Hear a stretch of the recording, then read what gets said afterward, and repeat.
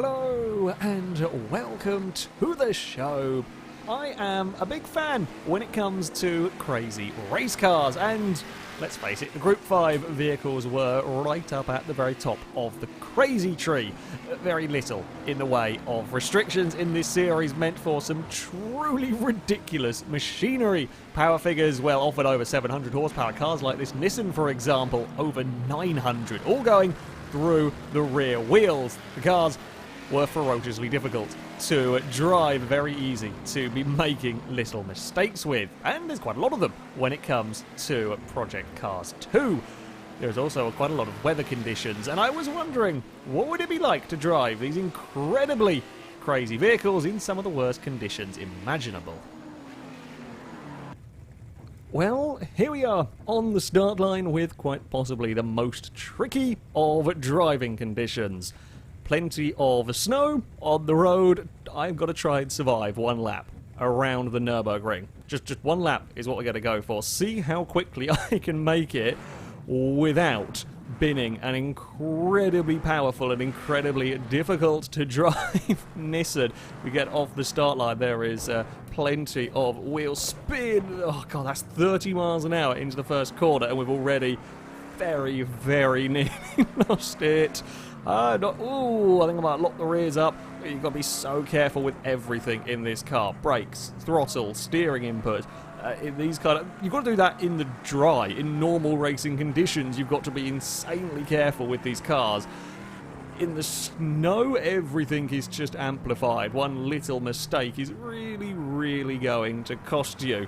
The turbo lag is also something that is interesting to have to try and deal with. If we are below a sort of certain RPM, you don't actually get too much power going down. Now that can be quite helpful in dealing with the snowy conditions here. Might not necessarily be helpful for ultimate speed, but in terms of control, it's a little bit easier to get the 900 plus horsepower down onto the road. How fast dare we go? Oh, this is quite brave. This is quite brave. We're at 123, but I'm going to go on the brakes. This crest has seen various vehicles launched airborne in the past. I'm not going to try and find out what happens in these conditions, because that'll be a very, very quick trip into the barrier. I don't really want to change down from fourth because we're wiggling around.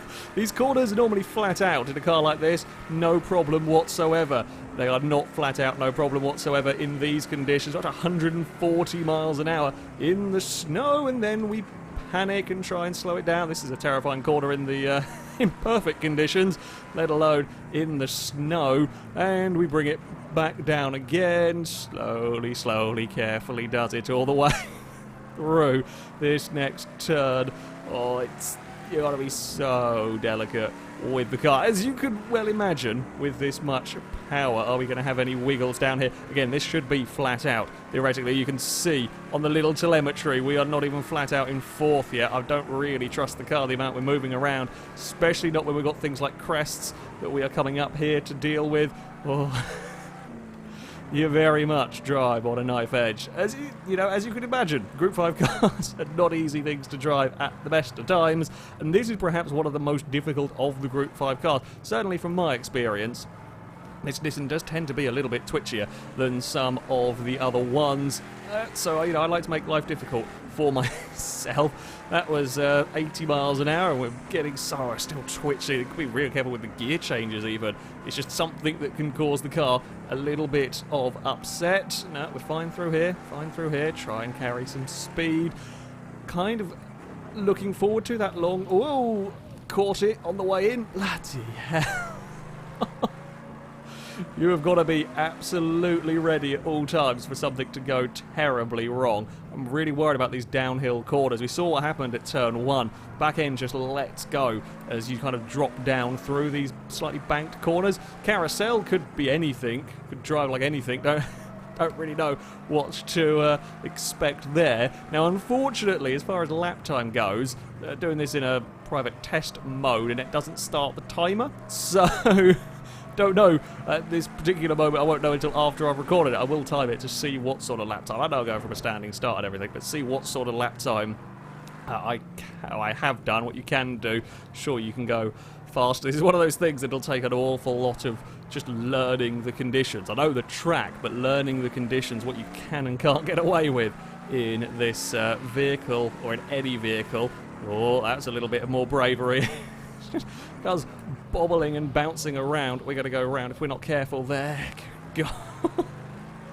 Oh, that's a lot too much power. As soon as the car steps sideways, it's counter steer, off the throttle, fight, and eventually it'll work. Really worried about these crests.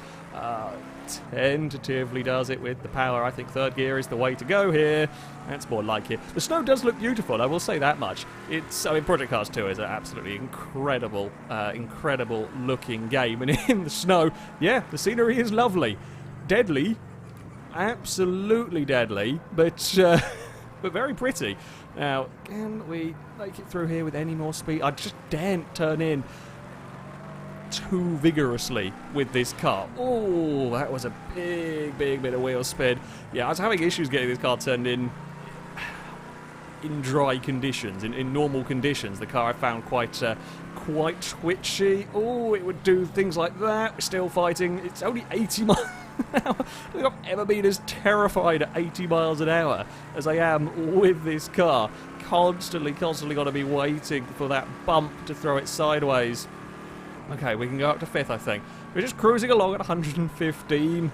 This car that will do 200 plus is, yeah, not going to get much more than that down here.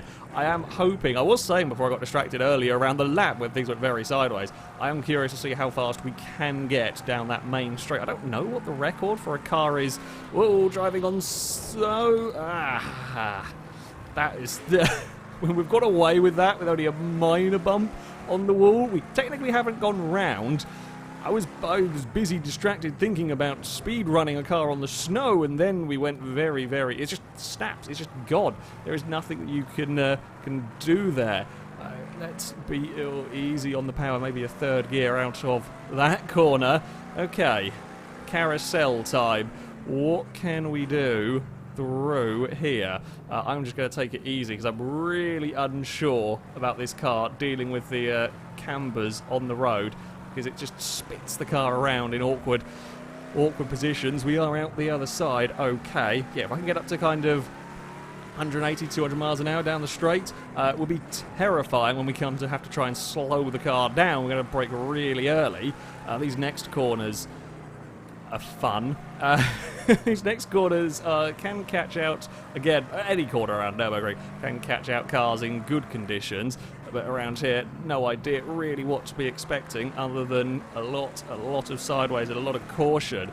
We've kind of done the easier part of the lap. This sort of second half is a lot of corners. Now, they're great fun in a high downforce, high grip car in the dry. You can really kind of thread the corners together, carry a lot of speed through some of these.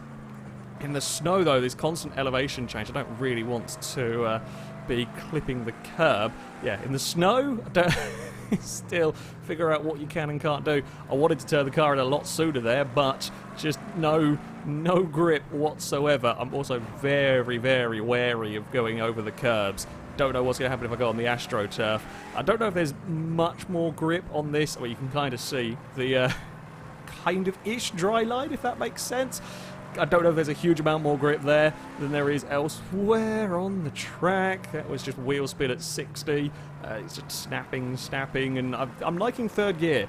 I'm not sure it's the fastest way of doing it, but it's the safer way, and at the moment I'm okay with that. We're okay with that one. We're going to bounce ourselves down a curb or try to get to full throttle. We got airborne. That's not good. We're going to crash. I like as soon as there was an airborne bit there, that was it. I knew.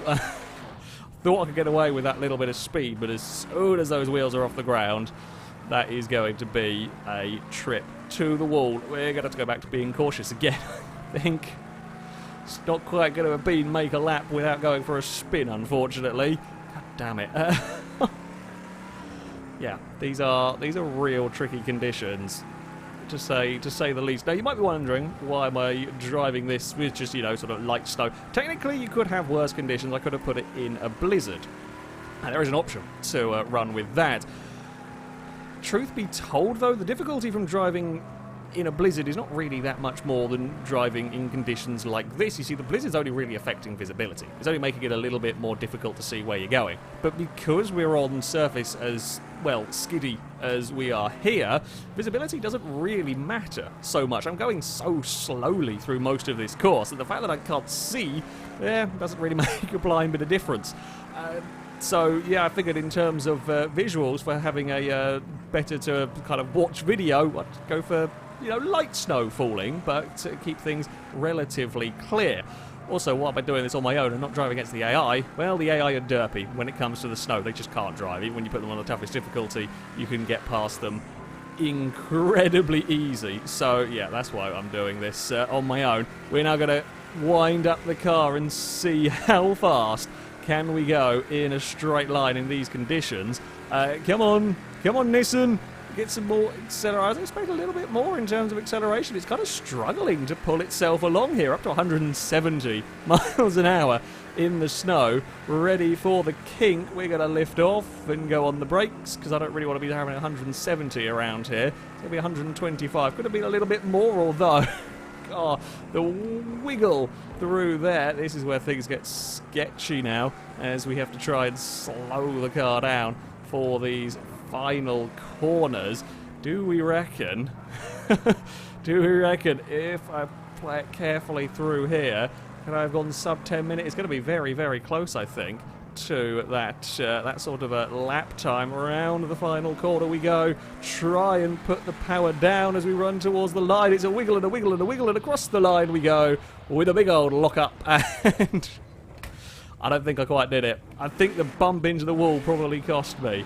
A spin into the wall may well have cost the chance at getting a sub at 10-minute time. That is a ferocious car. It's a ferocious car for normal driving in the snow and Nurburgring.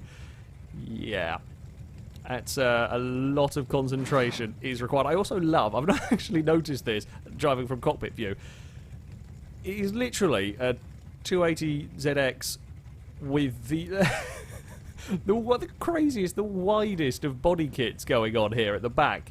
That is... It kind of looks like one of those GTA 5 cars, the mods that are made by melding two cars together. It just doesn't look quite right at the back. They went crazy when it came to designing Group 5 cars, that is to say the least. Visually, certainly, in terms of drivability, it is quite tough.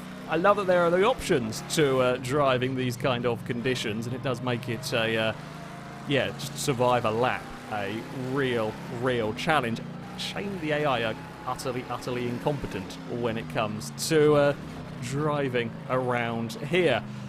I highly recommend you give it a go, though. The crazier the car you drive, the Clios in the Evo 6s and so on, rallycross cars, not too bad. Try and take something like this out and try to find that line between going vaguely quickly and we're going to spin the wheels some more. We're not going to have issues there. Got away with it. Yeah, trying to find the line between going quickly and making silly mistakes. It's such a tiny step that makes it good fun.